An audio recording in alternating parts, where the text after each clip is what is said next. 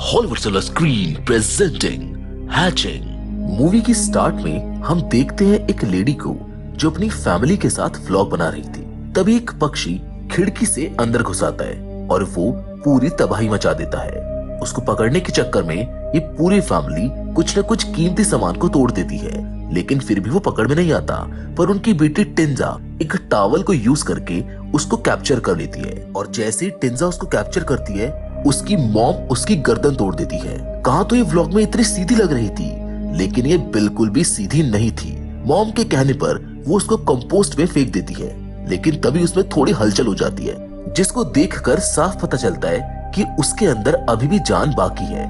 अब वापसी में वो रीटा से मिलती है जो अपने डॉग रूसा के साथ खेल रही थी। उसकी फैमिली अभी अभी यहाँ पर शिफ्ट हुई है। वो भी उसके साथ खेलने का ट्राई करती है, लेकिन वो डॉग उसको बाइट कर लेता है। रीटा को ये एक्सपेक्टेड नहीं था, इसीलिए वो सॉरी कहकर वहाँ से चली जाती है। रात में उसकी मॉम उसके भाई मैटियोस को लोरी सुनाकर सुलाने की कोशिश कर रही होती है, लेकिन उसको नींद नहीं आ रही थी। तब टिंजा ने अपनी मॉम की हेल्प करने के लिए उसको सुला दिया। उसके सोते ही उसकी मॉम व्लॉग को एडिट करने लगी, जो काफी सही शूट हुआ था। पूरी फैमिली काफी बढ़िया लग रही थी, जिसको देखकर दोनों काफी खुश होते हैं। जिसके बाद रात में अचानक एक पक्षी की आवाज से टिंजा की आंखें खुल जाती है, क्योंकि उसको किसी बर्ड की आवाज सुनाई दी थी। वो चेक करने नीचे जाती है तो वहाँ पर कोई बर्ड नहीं होता। उसकी आवाज को फॉलो करते हुए वो जंगल पहुंच जाती है, जहाँ पर वो देखती है कि वो बर्ड बुरी तरह से तड़प रहा है। इसलिए वो एक पत्थर से उसका कचूमर निकालकर उसकी सफरिंग को एंड कर देती है। ये बिल्कुल भी आसान नहीं था। जिसके बाद वो वापस जा ही रही होती है कि तभी उसकी नजर पड़ती है एक अंडे पर, जिसको लेकर वो अपने घर पर आ जाती है। टिंजा उस अंडे का ख्याल रखेगी, क्योंकि उसकी माँ की तो उसने मारकर हत्या कर दी। ये एक जिम्नास्ट है जो एक कंपटीशन में भाग लेना चाहती है, लेकिन जी तोड़ मेहनत करने के बावजूद भी ये फिलहाल उस लेवल पर नहीं पहुंची है जहाँ पर ये जाना चाहती है।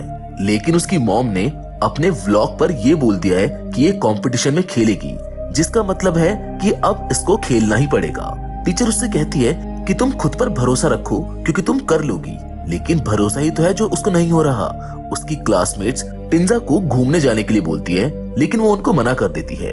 जिसके बाद वो दौड़ते हुए अपने घर पहुंचती है। पहुंचते ही उसके होश उड़ जाते हैं, क्योंकि उसने अपनी मॉम को रंगे हाथों पकड़ लिया था। घर में टेरो नाम का एक आदमी मौजूद था, जो लिविंग रूम को ठीक करने आया था, लेकिन वो तो कुछ और ही ठीक करने लगा था।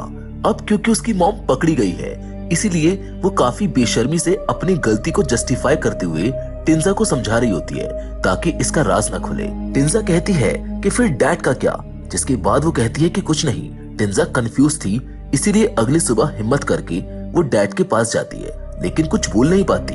रूम में जाकर वो देखती है कि अंडा एक ही रात में काफी बड़ा हो गया है। नॉर्मल अंडा इतनी तेजी से बड़ा नहीं होता। अगले दिन भी उसकी प्रैक्टिस सही नहीं जाती, ऐसे में वो सिलेक्ट नहीं होगी। हालांकि इसमें कोई बड़ी बात नहीं है, लेकिन उसकी मॉम को ये बात समझ नहीं आ रही थी। उसने अपने व्यूअर्स को बोल रखा था कि ये कंपटीशन में जाएगी तो मतलब जाएगी, इसमें कोई चॉइस नहीं है। उसकी परफॉर्मेंस ठीक नहीं थी, इसीलिए उसकी टीचर आखिरी कैंडिडेट को बुला लेती है, जो कि रीटा होती है, जो पूरी तरह से आग लगा देती है। उसका परफॉर्मेंस एकदम परफेक्ट होता है। उसके सामने टिंजा टिकी नहीं सकती थी। उसकी मॉम जबरदस्ती उसको तब तक प्रैक्टिस कराती है जब तक उसके हाथों में छाले नहीं पड़ जाते। खैर उसी रात वो अंडे को देख रही होती है, जो अब और भी ज्यादा बड़ा हो चुका था। टिंजा उसके ऊपर हाथ फेरती है, उसमें किसी तरह का ग्लो आ जाता है, यानी अंडा नॉर्मल नहीं है। उसकी मॉम अभी भी व्लॉग एडिट कर रही होती है। वो टिंजा से कहती है कि हमारी बॉन्डिंग लोगों को काफी पसंद आ रही है, जबकि असल में कोई बॉन्डिंग है ही नहीं। रियल लाइफ में बॉन्ड दिखा रही है, जबकि असल में ये उसको टॉर्चर करती है। वो उससे कहती है कि लगता है मुझे प्यार हो गया है, लेकिन इसे डैड से नहीं बल्कि टेरो से। और ये बात सुनकर टिंजा पूरी तरह से टूट जाती है। अपने रूम में जाकर वो उस अंडे के ऊपर सर रख के रो रही होती है। तभी अचानक से वो टूटना शुरू हो जाता है, जिससे डरकर टिंजा क्लोजेट में छुप जाती है। लेकिन वो क्रिएचर टिंजा को ढूंढ लेता है। हालांकि वो उसको नुकसान नहीं पहुंचाता। उसकी आवाज सुनकर उसके डैड वहां पर आ जाते हैं, लेकिन तब तक वो क्रिएचर विंडो से निकलकर बाहर भाग जाता है। डैड के पूछने पर वो उनको समझा बुझाकर बाहर भेज देती है। अगले सुबह टिंजा की आंख खुलने पर वो बर्ड वही विंडो पर मौजूद होता है, जिसको देखकर वो काफी डर जाती है। टिंजा उसके हाथ में घुसा हुआ कांच का टुकड़ा देखती है, जिसको वो बाहर निकाल देती है, और उसके बाहर निकालते ही वो क्रिएचर इतना तेज चिल्लाता है कि टिंजा डर जाती है। डर तो वो क्रिएचर भी जाता है, क्योंकि माना वो थोड़ा बड़ा है लेकिन है तो वो भी बच्चा ही। उसके शरीर से काफी स्मेल आ रही होती है, इसीलिए टिंजा उसे बाथरूम में ले जाकर नहलाने लगती है। तभी वहाँ पर मार्टिस आ जाता है, लेकिन वो दरवाजा नहीं खोलती। टिंजा उसका नाम एली रखती है। अब आगे हमको दिखाया जाता है कि इन दोनों की बॉन्डिंग काफी गहरी हो गई थी। गहरी का अंदाजा आप इस बात से लगा सकते हैं कि जब एक दिन टिंजा सो रही होती है तो एक डॉग की आवाज उसको डिस्टर्ब कर रही होती है, इसीलिए वो क्रिएचर उस डॉग का सर अलग कर देता है। और जब ये सब टिंजा देखती है तो वो इतनी घिनौनी हरकत को देखकर उल्टी कर देती है, और घिनौनेपन की हद तो तब पार हो जाती है जब वो क्रिएचर उसकी उल्टी को खा जाता है। अगले सुबह टिंजा उसकी बॉडी को दफना रही होती है, जिसको मॉर्टिस विंडो से देख लेता है। इसीलिए वो अपने डैड को लेकर इन्वेस्टिगेशन के लिए उसके रूम में आ जाता है, जहाँ बेड पर लगे खून को देखकर उसके डैड की हालत खराब हो जाती है।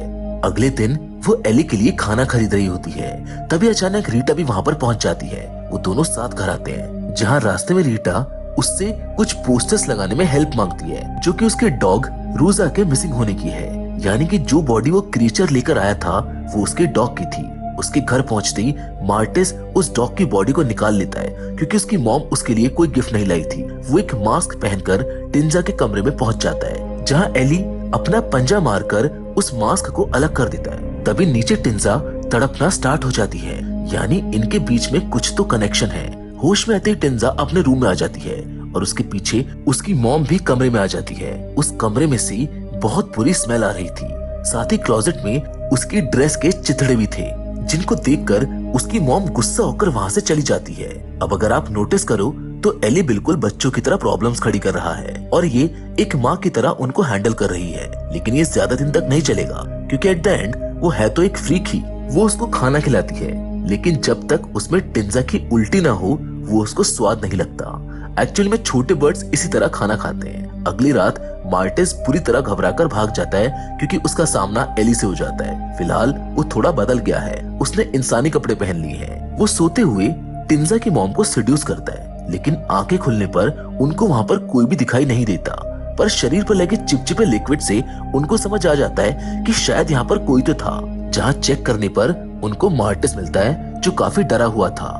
वो कह रहा था कि टिंजा एक फ्रीक है, जिस पर उसकी मॉम कहती है कि वो बस एक बुरा सपना होगा। टिंजा अपने रूम में एली का मेकअप कर रही होती है, और ना जाने किस एंगल से, बट इसको वो सुंदर लग रही है। अगले दिन रीटा के साथ टिंजा की प्रैक्टिस जारी थी, जिसमें वो काफी खुश लग रही थी। लेकिन उसकी मॉम के लिए कंपटीशन के अलावा कुछ भी मैटर नहीं करता था।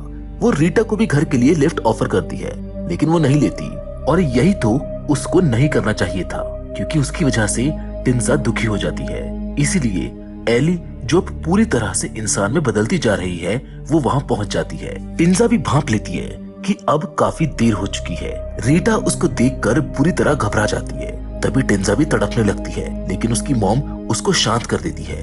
उनको ऐसा लगता है कि शायद एक कंपटीशन का प्रेशर है, जिसको दूर करने के लिए वो उसको एक आइडिया देती है। लेकिन वो आइडिया सुनकर तो उसका प्रेशर और भी ज्यादा बढ़ जाता है। वो कहती है कि इस वीकेंड पर हम टेरो के घर पर जाएंगे, यानी उसके बजाय उसकी मॉम खुद का प्रेशर रिलीज करने जा रही होती है। घर आकर टिंजा को पता चलता है कि एली अब पूरी तरह इंसान बन जाएगी। अगली सुबह टिंजा सोच रही थी कि डैड को वो सब कुछ बता दे, लेकिन वो ऑलरेडी ये सब जानता है। वो उसकी खुशियां छीनना नहीं चाहता, भले ही उसे खुद ही दुखी रहना क्यों ना पड़े। टिंजा को लेकर वो पहुंच जाती है टेरो के घर, जिसकी हालत कुछ खास अच्छी नहीं होती। फिर भी उसकी मॉम की नजरों में वो बेस्ट है। टेरो की पहली पत्नी अपनी बच्ची को जन्म देते हुए मर गई थी, जिसका नाम हेल्मी था।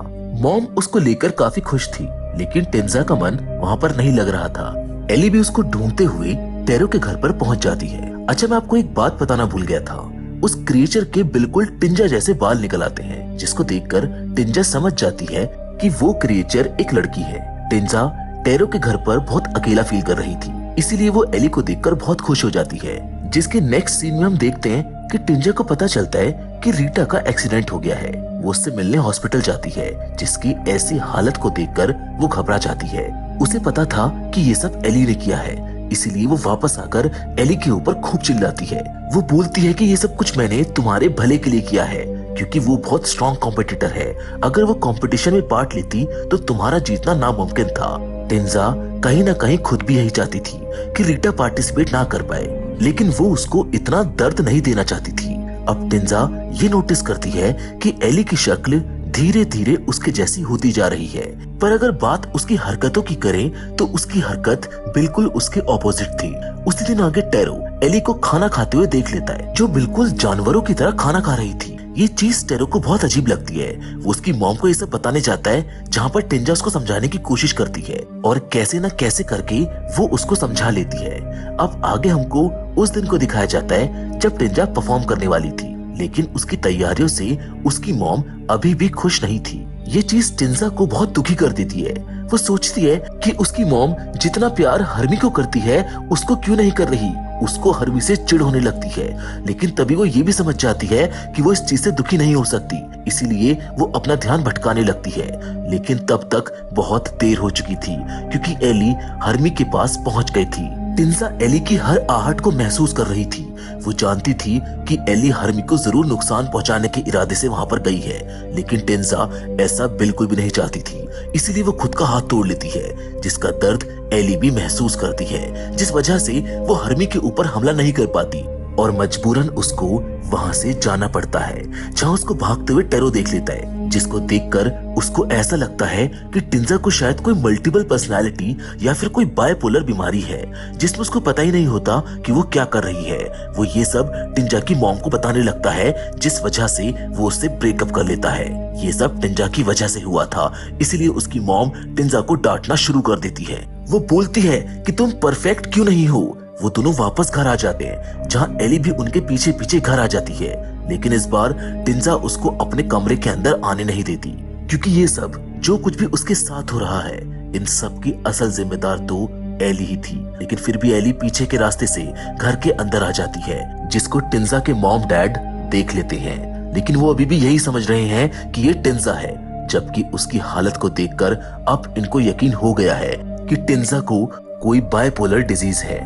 इसीलिए उसकी मॉम उसको डांटते हुए उसके कमरे में ले जाती है। वो टिंजा पर इतना ज्यादा गुस्सा होती है कि वो बाल बनाते वक्त कंघे को इतना जोर से झटकती है कि उसकी वजह से उसके सर से खून निकल आता है। वो लगातार उसको डांट रही होती है। उसको मालूम नहीं था कि ये टिंजा नहीं बल्कि एली है, जो उसके ऊपर हमला कर देती है। वो उसको मार ही रही होती है कि तभी टिंजा कमरे में आकर अपनी मॉम को बचा लेती है, जहां पहली बार टिंजा की मॉम टिंजा और एली को एक साथ देखती है। वो दोनों बिल्कुल एक जैसी होती हैं। टिंजा एली को वहां से भगा देती है, जो गुस्से की वजह से काफी बदसूरत हो गई थी, जिसके जाने के बाद वो अपनी मॉम को सब कुछ बता देती है कि कैसे उसको एक अंडा मिला जिसमें से एली बाहर आई। टिंजा की मॉम उसको दिलासा देते हुए एक प्लान तैयार करती है। वो एक चाकू खुद और एक चाकू टिंजा को देकर एली की तलाश में निकल जाती है, और जब उनको एली मिलती है तो वो उसके ऊपर चाकू से वार करने लगती है, पर वो इस बात से अनजान थी कि वो ये सारे वार एली के साथ साथ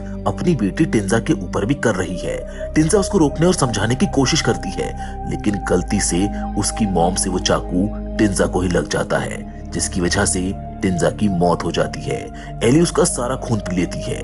वो जैसे जैसे उसका खून पीती है वो ठीक होने लगती है, और फाइनली वो बिल्कुल ठीक होकर हूबहू टिंजा जैसी लगने लगी थी। उसकी मॉम, जो टिंजा की मौत से हैरान और परेशान थी, एली को देखकर एक क्रीपी सी स्माइल देती है। यहाँ पर हम जान पाते हैं कि टिंजा की मॉम को उसकी बेटी से ज्यादा अपने व्लॉग और व्यूअर्स की चिंता थी, लेकिन एली को देखकर उसकी चिंता खत्म हो गई थी। शायद वो ये सोच रही थी कि एली को भी वो टिंजा की तरह इजीली डोमिनेट कर पाएगी, लेकिन उसको ये मालूम नहीं था कि एली सिर्फ टिंजा की तरह दिखती थी। उसकी पर्सनैलिटी उससे बिल्कुल अलग थी।